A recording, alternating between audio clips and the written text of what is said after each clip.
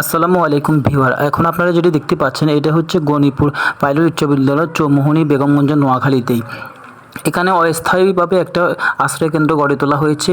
আপনারা দেখতে পাচ্ছেন অনেক পরিবার এখানে আশ্রয় গ্রহণ করেছেন, যাদের আশপাশেই বাড়ি রয়েছে। বাড়িতে পানি উঠে যাওয়ার কারণে কারো হাঁটু সমান, কোমর সমান পানি, বুক সমান পানি, ওনারা দুর্বিষহ কষ্ট এবং যন্ত্রণা সহ্য করে বাড়ি থেকে চলে আসছে। সবাই নিজেদের জন্মভূমি, নিজেদের বাসস্থান ছেড়ে আশ্রয় কেন্দ্রে চলে আসছে অনেকগুলো পরিবার। আপনারা দেখতে পাচ্ছেন এখানে বৃদ্ধ থেকে শুরু করে মধ্যবয়সী এবং ছোট বাচ্চারাও অবস্থান করছে। বিশেষ করে বর্তমানে এই দুর্যোগের অবস্থায় যারা এই অস্থায়ী থাকার জন্য জায়গাটি করে দিয়েছেন, আপনাদেরকে অসংখ্য ধন্যবাদ জানাই। আপনারা যারা দেখতে পাচ্ছেন সবাই ইনশাআল্লাহ আশা করি দোয়া করবেন সবার জন্য, যাতে করে আমাদের দেশের অবস্থা শীঘ্রই পরিবর্তন হয়ে যায় ইনশাআল্লাহ। আশা করি আপনারা সবাই দোয়া করবেন।